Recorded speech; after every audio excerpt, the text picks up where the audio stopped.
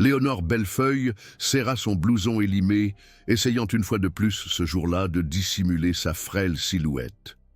Dépassant à peine son mètre 50, arborant des tresses auburn indomptées et des lunettes si grandes qu'elles dominaient son visage, elle avait fini par comprendre que l'anonymat offrait le meilleur refuge à l'Académie de Boisombre.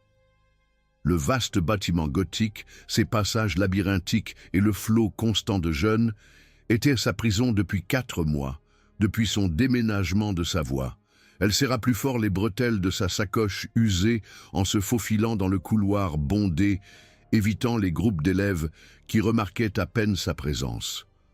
La lumière matinale se déversait à travers les fenêtres cintrées, peignant des formes allongées sur les dalles de pierre usées où ses bottines chuchotaient doucement à chaque pas prudent. Elle cherchait toujours le même endroit, l'atelier d'art, où elle pouvait se perdre parmi les pots de peinture et les toiles, et faire comme si le monde extérieur n'avait aucune emprise. L'odeur de térébenthine la calmait toujours. « Tiens, voilà le moineau !» Une voix lacéra le brouhaha matinal comme du verre brisé. Le cœur de Léonore fit un bond alors qu'elle identifiait le ton moqueur de Maxime Dubois, l'autoproclamé maître de l'Académie de Boisombre. Culminant à 1,90 m, avec des cheveux ébènes parfaitement sculptés et un air d'assurance qui découlait d'une obéissance constante, Maxime attirait l'attention partout. Son blouson de marque moulait ses épaules puissantes, et ses yeux noisettes portaient une étincelle cruelle qui glaçait le sang de Léonore. À ses côtés se trouvaient ses laquais habituels, Finian Clément, un roux costaud avec des grains de beauté et un rictus permanent, et Rémi Lemaire, dont les cheveux dorés étaient toujours méticuleusement coiffés et dont le rire grinçait comme des pierres qui s'entrechoquent. Ensemble, ils formaient un mur menaçant qui bloquait le chemin de Léonore vers l'atelier. « Regardez tout le monde, c'est la petite souris », insista Maxime, son ton dégoulinant d'une fausse inquiétude. « Tu essaies toujours de disparaître dans ce vieux manteau ?»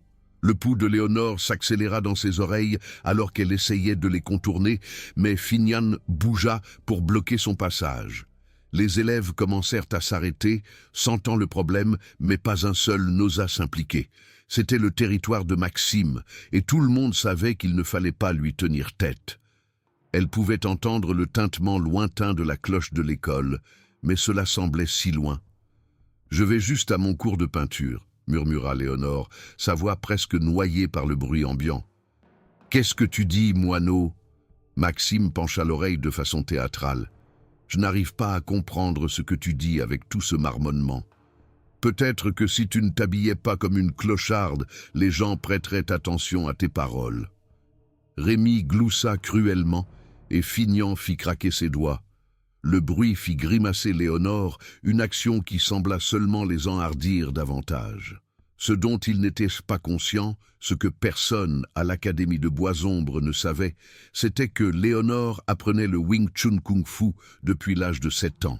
Sa mère, une ancienne agent de sécurité, avait insisté pour qu'elle apprenne à se protéger après une agression près de leur ancien appartement. Pendant des années, elle s'était entraînée 4 fois par semaine, apprenant à utiliser l'énergie d'un agresseur contre lui, à frapper avec rapidité et force écrasante. Pourtant, elle ne pouvait pas employer ses capacités, pas ici, pas contre d'autres élèves. Sa mère lui avait inculqué que les arts martiaux étaient destinés aux situations de survie critique, pas aux bagarres de cours de récréation. L'autodéfense doit toujours être une option finale, l'avait-elle averti d'innombrables fois. Évite si possible, batte-toi seulement quand tu dois. L'odeur de la pluie flottait depuis une fenêtre ouverte et elle se concentra sur cela. Et ainsi, elle endura. Jour après jour, semaine après semaine, elle avala sa fierté et son entraînement, se disant que cela irait mieux, qu'il perdrait intérêt et passerait à la victimisation de quelqu'un d'autre. Elle avait tort. Les incidents s'intensifièrent d'abord graduellement. Maxime renversait accidentellement ses fournitures d'art dans le couloir, en voyant les pinceaux rouler sur le sol pendant que les élèves marchaient dessus sans même s'en apercevoir. Finian la poussait assez fort pour la faire s'écraser contre les vitrines des trophées, le verre tremblant de façon inquiétante. Rémi faisait des remarques blessantes sur ses œuvres d'art chaque fois qu'elle passait, chaque syllabe soigneusement choisie pour maximiser l'embarras. La cantine s'est transformée en zone dangereuse. Léonore a appris à chronométrer soigneusement son arrivée, attendant que Maxime et son groupe soient déjà assis avant de se déplacer. Elle prenait une assiette de pâtes et trouvait une table isolée dans le coin, espérant manger sans être dérangée. Mais la paix était un luxe qu'elle ne pouvait pas se permettre. « Hé, moineau !» La voix de Maxime résonna dans toute la cantine pendant le déjeuner d'un mercredi particulièrement désagréable. « Pourquoi tu ne viens pas t'asseoir près de nous? On promet de ne pas te mordre. » Toute la cantine se tourna pour regarder Léonore se figer, sa fourchette planant au-dessus de ses pattes. La chaleur lui monta aux joues, alors que des dizaines de paires d'yeux se fixaient sur elle, anticipant les retombées. Elle sentait ses paumes moites en posant son assiette. Le cliquetis des couverts s'estompa en bruit de fond. « Je vais bien ici, merci », se força-t-elle à dire, sa voix plus assurée qu'elle ne se sentait. « Oh, mais j'insiste !» Maxime se leva, sa chaise grinçant contre le sol. « Fignon Rémi, pourquoi vous n'allez pas escorter notre ami ici ?» Les deux garçons se levèrent comme des chiens d'attaque programmés, leur sourire prédateur. Les muscles de Léonore se tendirent, son corps se préparant instinctivement à se défendre avant qu'elle ne se reprenne. Elle força ses épaules à s'affaisser, ses mains à se décontracter. Elle ne pouvait pas se battre. Pas ici, pas maintenant. Alors que Fignon et Rémi se rapprochaient, elle attrapa sa sacoche et se précipita vers la sortie, abandonnant son déjeuner non consommé. Le son de leur rire la suivit hors de la cantine, résonnant dans son esprit longtemps après qu'elle se soit échappée dans le havre d'une salle de musique vide. Monsieur Aubert, son professeur de chorale, leva les yeux de sa partition avec un regard inquiet. « Léonore, tout va bien, ma chérie ?»« Je vais bien, » mentit Léonore, s'affaissant sur un siège près du piano à queue. « Je voulais juste travailler mes gammes avant la pratique. » Monsieur Aubert l'étudia pendant un moment, ses yeux bienveillants voyant plus que Léonore ne voulait exposer. Mais il hocha simplement la tête et retourna à son travail. C'était la même réponse que Léonore recevait de tous les professeurs. Ils étaient témoins de ce qui se passait, mais personne ne voulait s'impliquer. Il était plus simple de détourner le regard, de prétendre que la cruauté adolescente était simplement un aspect typique de l'adolescence. L'odeur du bois ancien et de la poussière emplissait l'air. Le gymnase était une autre arène. Pendant l'entraînement physique obligatoire, Maxime lançait accidentellement des ballons de volley-ball à sa tête pendant les matchs, les sphères de cuir entrant en contact avec des bruits sourds qui lui faisaient tourner la tête. L'entraîneur du bois sifflait et disait que c'était un accident. Mais le sourire narquois sur le visage de Maxime racontait une histoire différente. « Pas de chance, moineau », disait-il avec un remords fin. « Je suppose que tu dois affûter tes réflexes. » Si seulement il connaissait ses réflexes, si seulement il réalisait qu'elle aurait pu attraper ce ballon et le renvoyer assez fort pour le faire tomber. Mais elle serra les dents et frotta son bras douloureux, réservant sa fureur à son mannequin d'entraînement à la maison. Les vestiaires étaient le pire. Loin des yeux vigilants des surveillants, Maxime et ses acolytes se sentaient libres d'intensifier leur tourment. Il cachait ses vêtements pendant qu'elle se douchait, la forçant à chercher frénétiquement enveloppée dans une serviette. Il claquait les portes des casiers près de sa tête, les bruits métalliques la faisant sursauter. Une fois, ils ont rempli sa sacoche de mousse à raser, détruisant ses carnets de croquis et ses devoirs. Tout au long de tout cela, Léonore est restée silencieuse. Elle nettoyait les dégâts, remplaçait ses affaires et essayait de se convaincre qu'en les ignorant, il perdrait intérêt. Mais les brutes se nourrissent de réactions, et son angoisse visible ne faisait que leur donner envie de plus. Le point de rupture s'est produit un jeudi après-midi au début du mois de décembre. Léonore se dirigeait vers son casier après le cours de calcul, son esprit occupé par les prochaines vacances d'hiver et le répit chéri de 2 semaines face aux abus de Maxime. Elle pensait aux nouveaux exercices de Wing Chun que son instructeur lui avait montrés la veille, des séquences complexes qui nécessitaient une précision extrême et des réflexes fulgurants. Elle n'a pas vu Maxime et ses copains l'attendre près de son casier jusqu'à ce qu'il soit trop tard. « La voilà !» déclara Maxime à haute voix, attirant l'attention des élèves à proximité. La fille invisible elle-même. Léonore s'approcha avec prudence, sa clé prête à ouvrir rapidement son casier et à saisir ses affaires. Mais alors qu'elle atteignait le cadenas à combinaison, la main de Finian jaillit et saisit son poignet. « Pas si vite, moineau, ricana-t-il. Nous devons discuter. »« Lâche-moi, exigea Léonore, essayant de libérer son bras. Mais la prise de Finian était comme du fer, ses doigts s'enfonçant dans sa chair. « Tu sais ce que je soupçonne ?» Maxime s'approcha, sa forme imposante la dominant. « Je parie que tu caches quelque chose. Personne n'est aussi bizarre sans raison. »« Peut-être qu'elle a des marques sous ce blouson, » suggéra Rémi avec un rire cruel. « C'est peut-être pour ça qu'elle est toujours couverte. » Les yeux de Maxime s'illuminèrent d'un intérêt malveillant. « Est-ce la vérité, moineau? Tu caches quelque chose en dessous ?» Avant que Léonore ne puisse répondre, la main de Maxime jaillit et attrapa le devant de son blouson. Le tissu s'étira et se déchira alors qu'il tirait dessus, essayant de l'arracher.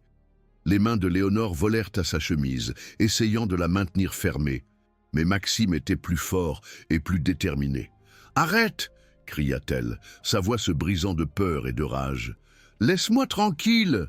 Mais Maxime ne s'arrêta pas. Au contraire, sa détresse semblait l'énergiser. Il tira plus fort, le tissu se tendant contre sa prise.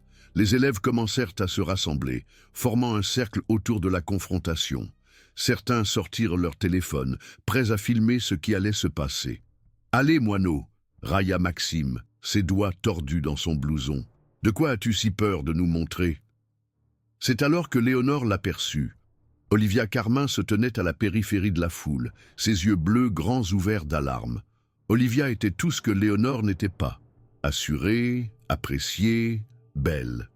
Ses cheveux blonds cascadaient en vagues parfaites autour de ses épaules, et son sourire pouvait illuminer n'importe quelle pièce. Elles étaient partenaires de laboratoire en physique depuis 1 mois, et Olivia avait toujours été gentille avec elle, la traitant comme un être humain au lieu d'une nuisance à ignorer. « Maxime, arrête !» dit Olivia se frayant un chemin à travers la foule. « Laisse-la tranquille !» La prise de Maxime sur le blouson de Léonore se relâcha légèrement alors qu'il se tournait vers Olivia. « Tiens, tiens, si ce n'est pas la Sainte Nitouche, cela ne te regarde pas, Olivia. Cela me regarde quand tu intimides quelqu'un qui ne peut pas se défendre, » répondit Olivia, sa voix stable malgré la tension dans l'air. L'expression de Maxime se durcit. « Tu sais quoi, Olivia ?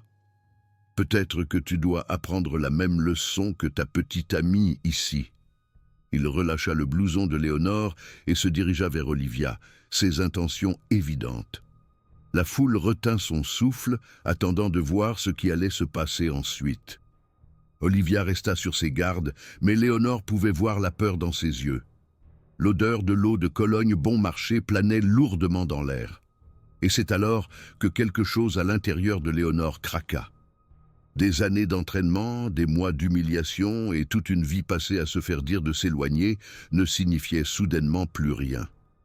Maxime avait franchi une ligne en menaçant Olivia, et Léonore n'allait pas le laisser blesser la seule personne qui lui avait témoigné de la gentillesse. « Éloigne-toi d'elle » dit Léonore, sa voix portant un tranchant dangereux qui fit hésiter Maxime.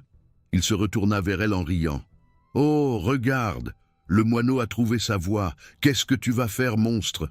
Maxime se jeta sur Léonore, sa main cherchant à nouveau son blouson, mais cette fois, elle était prête. Tout ralentit alors que son entraînement prenait le dessus. Elle pouvait voir la trajectoire de son mouvement, les ouvertures dans sa défense, le moment parfait pour frapper. Sa main jaillit et attrapa son poignet, ses doigts, trouvant le point de pression que son instructeur lui avait enseigné.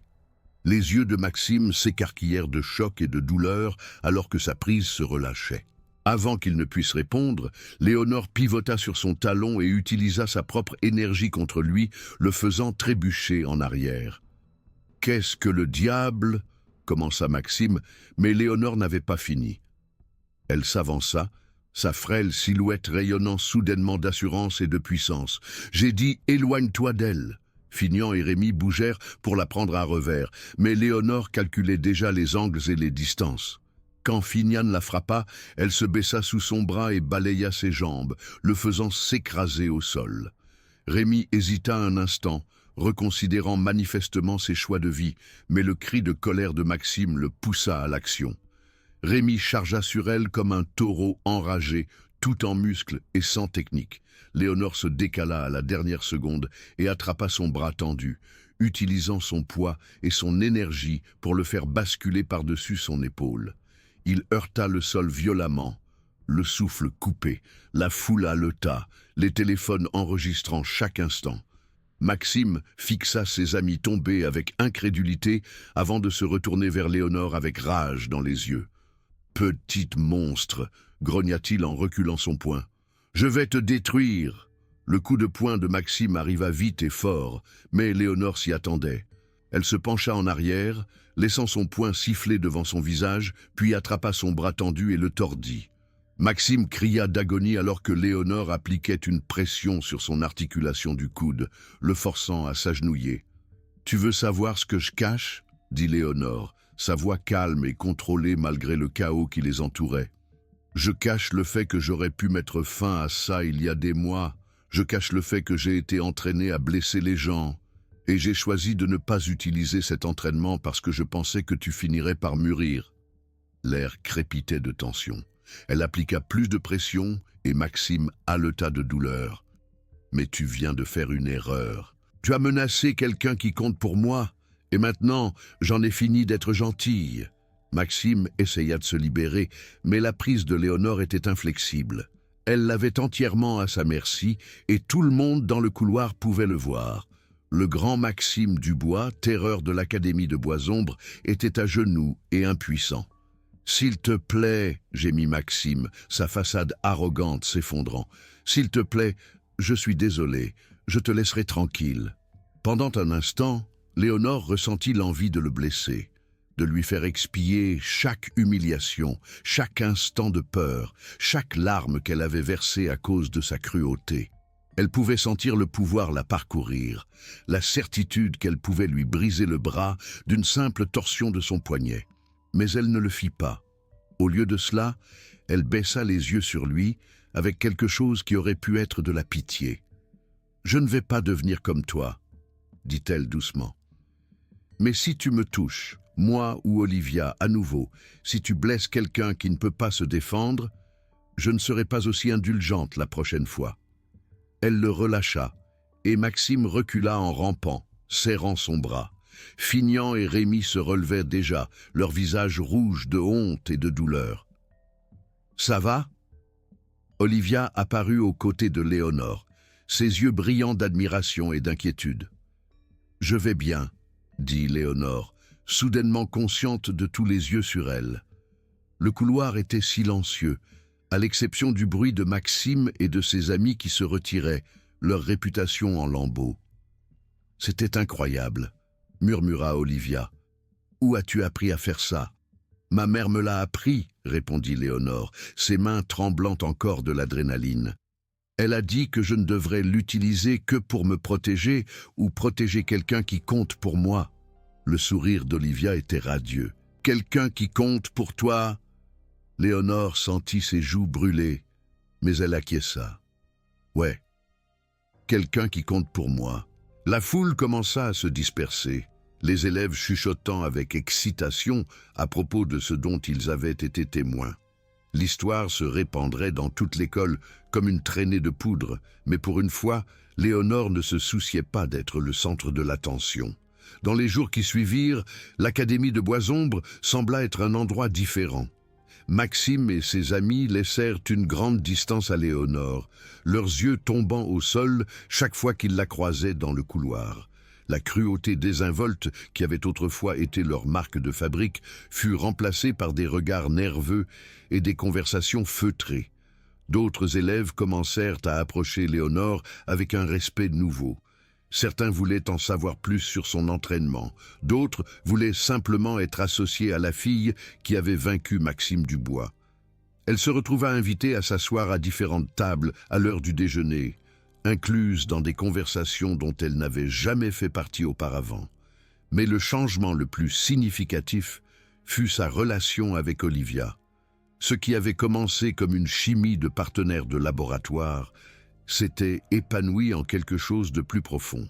Elles passaient leurs pauses, déjeunaient ensemble, parlant de tout, de leur groupe préféré à leurs ambitions pour l'avenir. Olivia avait une façon de faire en sorte que Léonore se sente vue et valorisée, non seulement pour ses compétences de combattante, mais pour ce qu'elle était en tant que personne. « J'ai toujours pensé que tu étais intéressante », admit Olivia un après-midi, alors qu'elles étaient assises dans la cour, partageant un sachet de bretzel. « Mais je ne savais pas comment m'approcher de toi. Tu semblais si fermée. »« Je me protégeais, » dit Léonore, regardant un groupe de jeunes élèves taper dans un ballon de football sur l'herbe. « J'ai été la nouvelle, assez de fois pour savoir que se faire remarquer signifie généralement se faire blesser. » Les feuilles bruissaient dans le vent. « Mais tu t'es fait remarquer quand même, » souligna Olivia. « Mais pas de la façon dont tu t'y attendais. » Léonore sourit, pensant à quel point sa vie s'était transformée en si peu de temps. « Ma mère a toujours dit que parfois, il faut se battre pour ce qui est juste, même quand on n'en a pas envie. » Une semaine après l'incident, Léonore fut surprise de trouver Maxime qui l'attendait près de son casier après l'école. Il avait l'air plus petit en quelque sorte, ses épaules affaissées et sa fanfaronnade habituelle remplacée par une énergie anxieuse. « Je peux te parler ?» demanda-t-il, sa voix manquant de son arrogance habituelle. Léonore l'étudia pendant un moment, sa main se déplaçant instinctivement vers la sangle de sa sacoche. « Qu'est-ce que tu veux, Maxime ? Je voulais m'excuser, dit-il, les mots sortant à la hâte. Ce que je t'ai fait, ce que nous avons fait, c'était mal. Je le comprends maintenant. » « Tu le comprends maintenant ?» répéta Léonore, sa voix sceptique. « Tu ne comprenais pas que c'était mal quand tu le faisais ?» Le visage de Maxime rougit. « Je pensais... Je ne sais pas ce que je pensais. Je suppose que j'aimais me sentir puissant et tu étais une cible facile. Mais te voir te battre, voir à quel point tu es vraiment forte, ça m'a fait réaliser à quel point j'étais pathétique. » « S'excuser n'annule pas des mois de tourments, » dit Léonore fermement. « Cela n'efface pas la peur ou l'embarras. »« Je sais, » acquiesça Maxime. « Je ne peux pas annuler ce que j'ai fait, mais je peux promettre que cela ne se reproduira plus, pour toi ou pour qui que ce soit. » Léonore considéra ces paroles, voyant quelque chose dans ses yeux qu'elle n'avait pas vu auparavant. Un regret sincère. « Les actions parlent plus fort que les mots, Maxime. Si tu veux vraiment te faire pardonner, prouve-le en étant meilleur. Je le ferai, dit-il sincèrement. Je le promets. » Alors que Maxime s'éloignait, Léonore sentit un poids se soulever de ses épaules. La confrontation avait transformé plus que son statut à l'école. Elle avait transformé sa perception d'elle-même. Elle avait appris que la force n'était pas seulement une question de capacité physique ou de compétence de combat. Il s'agissait de savoir quand se battre et quand faire preuve de miséricorde, quand se lever et quand reculer. Olivia apparut à ses côtés, ayant observé l'échange à distance. « Comment te sens-tu » demanda-t-elle. « Libre » répondit Léonore, se surprenant de l'honnêteté de la réponse. « Pour la première fois depuis des mois, je me sens libre. » Elles sortirent de l'école ensemble, le soleil de l'après-midi peignant des formes allongées sur le parking. Léonore ne ressentait plus le besoin de se cacher dans des manteaux amples ou d'éviter le contact visuel avec ses camarades de classe. Elle avait trouvé sa voie, sa force et quelque chose d'encore plus précieux. Elle avait trouvé quelqu'un qui la voyait pour ce qu'elle était vraiment. La fille qui avait autrefois été invisible était maintenant impossible à ignorer, non pas parce qu'elle recherchait l'attention, mais parce qu'elle avait appris à se tenir droite et à affronter le monde avec confiance. L'Académie de Boisombre ne serait plus jamais la même, et elle non plus. Alors qu'elles atteignaient la rue, Olivia glissa sa main dans celle de Léonore, leurs doigts s'entremêlant naturellement. « Tu veux prendre un chocolat chaud? Je connais un super café en centre-ville. » Léonore sourit, sentant la chaleur du contact d'Olivia et la promesse de ce qui l'attendait. « J'aimerais bien. » L'histoire de la fille silencieuse qui s'est défendue deviendrait une légende à l'Académie de Boisombre, transmise à travers les générations d'élèves qui entendaient des murmures dans les couloirs à propos du jour où tout a changé. Mais pour Léonore, il ne s'agissait pas de devenir une légende. Il s'agissait de trouver le courage d'être elle-même, de protéger ce qui comptait et de ne plus jamais laisser personne la faire se sentir petite. L'odeur des aiguilles de pin emplissait l'air. Elle avait appris que parfois les plus grandes victoires ne viennent pas de la destruction de vos ennemis, mais du choix de la miséricorde lorsque vous avez le pouvoir de faire du mal. En épargnant Maxime, alors qu'elle aurait pu le blesser, elle avait prouvé que la force et la compassion pouvaient coexister, que se défendre ne nécessitait pas de perdre son humanité. Les brutes avaient attrapé son blouson et crié, s'attendant à ce qu'elle se recroqueville comme elle l'avait toujours fait. Au lieu de cela, elle avait riposté à leur cruauté et découvert quelque chose d'infiniment plus précieux que la vengeance. Elle s'était découverte elle-même.